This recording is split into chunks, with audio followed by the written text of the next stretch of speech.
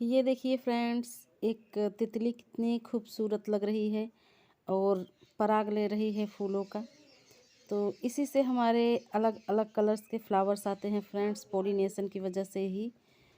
तो आज मैं फ्रेंड्स आप सबसे शेयर करने वाली हूँ बालसम फ्लावर की सीड को कैसे कलेक्ट करें हम अगले साल के लिए सेव करके रखें। तो उसी पर मैं आज आप सबसे बात करने वाली हूँ फ्रेंड्स। तो ये बहुत ही खूबसूरत फ्लावरिंग प्लांट होता है। तो इसे आप सीड से बहुत इजीली ग्रो कर सकते हैं। तो इसके सीड को कैसे कलेक्ट करना है तो आज मैं वही आप सबसे बताऊंगी। तो इसमें आपको फ्रेंड्स कई कलर्स के मिल जाएंगे। इसके फ्लावर्स सफ़ेद होता है, पिंक होता है, ऑरेंज होता है, लाइट पिंक होता है और डार्क पिंक में होता है। तो कई कलर्स के आते हैं, रेड में होता है। तो सिंगल पेटल में भी आते हैं और डबल पेटल में भी आते हैं। तो बहुत ही प्यारा, ये बहुत ही खूबसूरत फूलों वाला प्लांट है। सीजनल फ्लावरिंग प्लांट होता है ये, और सीड से और कटिंग से दोनों से ये लग जाता है। तो ये मेरा एक देखिए, ये इसमें डबल पेटल नीचे का खिला हुआ है, एक ही प्लांट है। और उसमें ऊपर देखेंगे तो ऊपर सिंगल खिला हुआ है। तो इधर देख सकते हैं, ये 3 प्लांट मेरे डबल में हैं और सब बाकी सारे मेरे सिंगल में ही हैं। तो एक ये देख सकते हैं ऑरेंज है और एक ये पिंक है, दूसरे कलर का पिंक है। तो बहुत सारे इसमें आपको कलर्स मिल जाएंगे। तो इसे आप जून या जुलाई में ग्रो कर सकते हैं सीड से। तो मैंने इसको जुलाई में ही ग्रो किया था सीड से, और उसके बाद मैं अगस्त में इसकी रिपोर्टिंग कर दी थी फ्रेंड्स। और सितंबर से भर भर के फूल इसमें आने लगे हैं मेरे बालसम में। और अब इसके सीड जो हैं अब पक गए हैं, मैच्योर हो गए हैं। तो इसको कलेक्ट करके हमें नेक्स्ट ईयर के लिए सेव करना होगा। तो जब भी आप सीड को कलेक्ट करिए तो उसको बड़े ध्यान से देख करके ही कलेक्ट करना होता है सेव करने के लिए। क्योंकि जो पके हुए होते हैं, इसके सीड जो होते हैं ये काले ऐसे हो जाए तभी आपको कलेक्ट करना है। और नहीं तो अगर आप कच्चे ही सीड तोड़ करके रख लेंगे तो ये कच्चा सीड कोई काम का नहीं रह जाएगा, नेक्स्ट ईयर आपके गार्डन में नहीं उगने वाले हैं। तो ये देखिए, जब ऐसे पक करके थोड़े ये पीले हो जाएं तो तभी इसको आप अगर दबा करके देखेंगे, थोड़ा सा हल्का सा प्रेस करेंगे, तभी ये सीड खुल करके अपने आपके हाथ में अपने आप ही आ जाएगा। और जिसको अगर कच्चा है तो उसको ज़ोर से प्रेस करेंगे फिर भी वो जल्दी नहीं खुलकर निकलता है। तो ये देखिए कच्चा है फ्रेंड्स, इसको देखिए ये कच्चा है, बिल्कुल हरा है। तो आपको दिखाती हूँ मैं, अगर कच्चा तोड़ेंगे तो देखिए इसके सीड ऐसे होते हैं सफ़ेद सफ़ेद में। तो ऐसे नहीं तोड़ना है आपको, जो पीले हल्के पीले हो गए हैं तो उसको आप अगर हल्का सा दबाएंगे तो तभी आपके हाथ में इसके सीड अपने आप ही खुल करके ये आ जाएगी। और अगर सही समय पर आप इसके सीड को नहीं तोड़ेंगे, नहीं रखेंगे सेव करने के लिए, हार्वेस्ट नहीं करेंगे फ्रेंड्स, तो ये सारे सीड अपने आप ही ये झड़ जाते हैं खुल करके। इसके जो सीड पॉड हैं अपने आप ही खुल जाते हैं और झड़ जाते हैं सारे सीड नीचे। तो इसलिए आप इसके सीड को सही टाइम पर कलेक्ट कर लेंगे तो आपके पास ढेरों सारे सीड्स हो जाएंगे अगले साल के लिए। और ये इतने अच्छे होते हैं फ्रेंड्स इसके सीड कि अगर किसी भी प्लांटर्स में आपके गिर जाएंगे तो अपने समय पर आने पर ये फिर से अपने आप ही ये उग जाते हैं। तो आपके पास फ्री में ही इसके ढेरों सारे प्लांट भी बन जाएंगे। तो अगर मिट्टी में ये सीड गिर जाता है तो एक बार अभी फिर से ये ग्रो होगा और विंटर में भी हल्का फुल्का इधर उधर खिलेगा।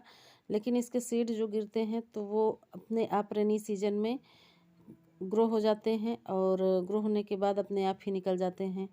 तो आप जब भी सीड कलेक्ट करिए फ्रेंड्स तो चेक करके ही करिए। कच्चे सीड पॉट बिल्कुल भी नहीं तोड़िए, नहीं तो बेकार हो जाएगा, कोई भी काम का नहीं रहेगा। तो जो पीले हो गए हैं तो उसी को आपको तोड़ करके रखना है। तो जब भी इसके सीड को रखिए आप तो इसके जो ऊपर के छिलके हैं इसको हटा दीजिए और अच्छी तरह से इसको सुखा करके तभी स्टोर करके रखिए। आप पेपर में रैप करके भी रख सकते हैं या किसी किसी भी चीज़ में आप इसको भर करके डिब्बे में या किसी भी चीज़ में रख सकते हैं। तो आप चाहे तो इसको मिक्स करके भी रख सकते हैं, चाहे तो इसके हर अलग अलग कलर्स के नाम लिख करके अलग अलग पेपर में रैप करके भी रख सकते हैं। तो इससे पता रहेगा आपको कि हाँ ये कौन से कलर्स का है, लेकिन मैं मिक्स ही करके रखती हूँ। और सारे सीड्स मेरे जो मैंने ग्रो किए थे तो बहुत ज़्यादा उगे थे, लेकिन कुछ मेरे गल करके ख़राब हो गए। ओवर वाटरिंग इसको बिल्कुल भी पसंद नहीं होता है फ्रेंड्स। तो बारिश में थोड़ा ओवर वाटरिंग हो गया था बारिश की वजह से, तो कुछ मेरे प्लांट्स ख़राब भी हो गए थे, गल गए थे। नहीं तो और ज़्यादा मेरे पास इसके प्लांट होते। तो ये देखिए, आप इसको कलेक्ट करके अभी नेक्स्ट ईयर के लिए सेव कर सकते हैं, रख सकते हैं। नहीं तो अपने आप ही ये पक कर के झड़ जाते हैं, गिर जाते हैं। इसके सीड पोड जो है खुल जाते हैं, तो अपने आप ही सारे सीड नीचे गिर जाते हैं। तो आप इसे अभी हार्वेस्ट करके रख लीजिए अगले साल के लिए। तो मैं साइप्रस वाइन और मॉर्निंग ग्लोरी के भी सीड कलेक्ट करने वाली हूँ फ्रेंड्स। तो वो भी मैं आप सबको दिखाऊंगी कि कैसे कलेक्ट करते हैं। तो ये देखिए, ये है मेरा मॉर्निंग ग्लोरी का प्लांट। और इसमें भी बहुत ढेर सारे सीड सब सूख गए हैं, मैच्योर हो गए हैं अगले साल के लिए रखने के लिए। तो जो ऐसे ब्राउन हो गए हैं सूख करके, तो उन्हीं को कलेक्ट करना है, तोड़ करके रखना है। और जो कच्चे सीड पॉड हैं तो उसको अभी आप रहने दीजिए, नहीं तो वो कोई काम के नहीं रहेंगे, कच्चे हैं तो बेकार हो जाएंगे। जो ऐसे काले काले अगर आपके सीड्स हो गए हैं तो ये सारे बहुत अच्छे से पक गए हैं, अच्छे से मैच्योर हो गए हैं। तो जो ब्राउन है उसी को कलेक्ट करना है, तोड़ना है आपको। और जो ऐसे कच्चे हैं तो अभी इसको रहने दीजिए, फिर से जब ये मैच्योर हो जाएगा, ब्राउन हो जाएगा, तब आप इसको कलेक्ट कर लीजिएगा। तो अभी भी कुछ इसमें फ्लावरिंग हो रही है, और कुछ मैंने दूसरी जगह भी लगाया है, तो वहाँ से भी मैं ढेरों सारे सीड कलेक्ट करके इसके रख चुकी हूँ।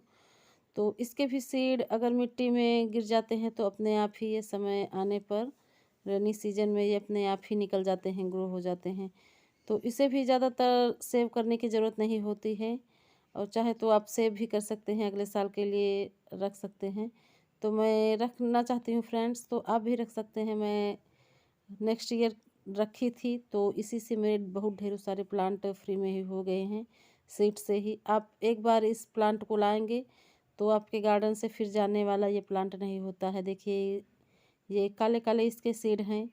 तो इनके छिलकों को आप हटा दीजिए और अच्छे से सुखा करके तभी रखिए, स्टोर करिए नेक्स्ट ईयर के लिए। और इधर देख सकते हैं साइप्रस वाइन है, जिसे गणेश बेल भी कहते हैं। तो यहाँ पर मैंने इसको चढ़ाया हुआ था, और सपोर्ट के सहारे इसको चढ़ाया था। तो इसमें भी बहुत ढेर सारे सीड्स मैंने कलेक्ट करके रख भी चुकी हूँ। और ये देखिए, इसके ये काले काले से जब सीड हो जाए तभी इसको कलेक्ट करना है, बिल्कुल सूख जाए। और अगर ज़्यादा सूख जाते हैं तो ये अपने आप ही ये बहुत जल्दी झड़ते हैं। तो इसको जब तोड़े तो बहुत सावधानी से तोड़िए, क्योंकि इसके जब सूखे हुए सीड पॉड होते हैं तो उसको छूने मात्र से ही इसके सीड सारे झड़ जाते हैं, नीचे गिर जाते हैं। तो इसको थोड़ा सावधानी से ही कलेक्ट करिए। और जो कच्चे सीड पॉड हैं उसको बिल्कुल भी नहीं तोड़िए, जब ब्राउन हो जाए तभी आप इसको हार्वेस्ट करके रखिए। और इसमें फूल काफ़ी सुंदर आते हैं, सफ़ेद कलर में, रेड कलर में, पिंक कलर में।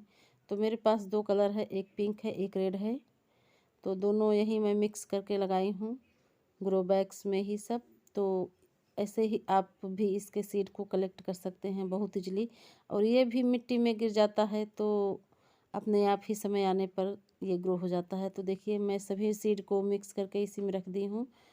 तो मैं सब अगले साल ऐसे ही सब मिक्स करके ही लगा दूँगी। तो अपने आप ही ये सारे मेरे पास फ्री में ही ढेरों सारे प्लांट तैयार हो जाएंगे।